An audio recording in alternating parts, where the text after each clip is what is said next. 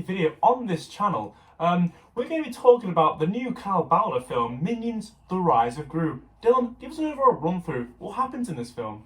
So in this prequel to the Despicable Me franchise, we have the untold story of a 12-year-old's dream to become the world's greatest supervillain. Wow. So I'm going to start us off. What I really enjoyed about this film was the comedic value. I thought the Minions were great in this film.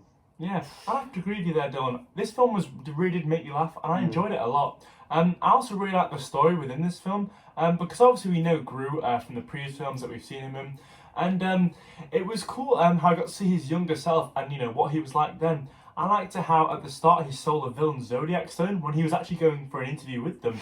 And this is a brilliant scene, and it made little Gru the enemy to the big gang of villains. Honestly, yeah. Well, Max, you said this gang of villains, they're called the Vicious Six in this film, I think. And this is obviously a play on the Sinister Six from the Marvel Universe, the Spider-Man villains. I thought that was pretty cool. How there's little references in this, we'll talk about that later.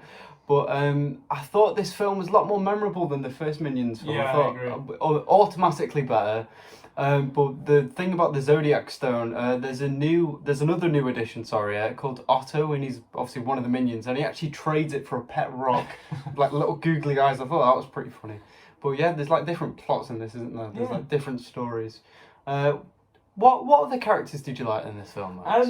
One character who I was quite fond of, to be honest, was Wild Knuckles. I liked at the start how he was like the leader of the villains. He was part of the Vicious Six. Then he actually ends up helping out Gru and become a great villain, and he even helps him with the big fights at the end. I think Alan Arkin did a great job voicing his character. Yeah. But Dylan, who do you think was the star performer in this film? Wild Knuckles was a good character, as you said, Max, but I think Steve Carell brings it once again with this role, was Gru. I thought his voice acting for a prepubescent Gru was really good. His voice sounded pretty similar, as we all can tell, but I thought he did a good job. But another new addition, as I mentioned before, was Otto. I thought he had a good story because he actually goes after the uncle of the kid that sold the rock to him, and he goes all across the country on this little pedal bike. It doesn't make sense, but he actually ends up making friends with this guy, and they end up in San Francisco, and that's where the third act of the film takes place. Max, what do you think of that? What do you think of the third act? The final act, it was definitely really intense, with Gru strapped to the clock tower and it going down. And then Wild Knuckles and the Minions have to save him. Then obviously there's a Vicious Six, the villains, and they turn into really big animals to make them even more deadly. As much as this scene is really intense, there is a bit of comedic value into it, where one of the Vicious Six, Bell Bottom, uses her powers on the Minions and turns them into little chickens and rabbits. And they start laughing at each other, which is just really funny. It was very funny indeed, Max. And then at the end, when this all gets wrapped up, there's a group called the AVL, which is, I think, another Marvel reference to S.H.I.E.L.D. And there's many other references in this film, because the Minions, they try and rescue Gru in these yellow tracksuits, and that sort of symbolises Kill Bill, from Tarantino. I thought that was good. And there's also, there was young Dr. Nefario.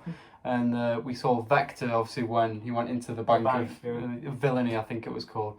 But any other scenes that stand out to you, Max? Because I can remember that one, but... Yeah, well, there's one that I think you guys would agree with me as well. Is the scene where the Minions disguise themselves as pilots and they actually fly the plane. This is obviously really funny because obviously they're not pilots, and they really do struggle flying this plane, but it's really funny and hilarious. All the passengers on the plane are panicking, what's flying going to around, happen. aren't they? Yeah, but obviously they do manage to land the plane safe, and also when we were watching this in the cinema, when the plane landed and they were okay, everyone in the cinema, well not everyone, but a lot of people, they started clapping. It's standing up and everything, And this obviously made it more entertaining for us when we were watching it. Dylan, what was your favourite scene in this film? I do agree that the environment in the cinema was great, but one scene that I really liked was when Gru actually steals the Zodiac Stone, as Max said earlier. The Vicious Six actually start chasing the Minions as Gru's on this bike, and it shows the peak skill that he has with his gadgets. There's a great bit where he actually slides under a van. Oh yeah. Whilst it's mid-air. I thought that was pretty good. Overall, we'd say we enjoyed this film, right? Is there anything else they could have done better with this film? Well, the first thing that comes to mind when I think of improvements to this film is that it was quite short. I feel like they could have just made it longer, but obviously it's an animated film, and usually animated films are shorter than live action films. I think they could have probably added a few more scenes to it though. Yeah, I agree. A longer runtime would definitely benefit this film. One of the things that I thought they could have done was make the fight at the end a bit more personal, because at the end, as we mentioned, they turn into huge monsters. I thought that was a bit over the top. Yeah. Like, we didn't really see what the Vicious Six were capable of, and then they all get locked up, and it's like...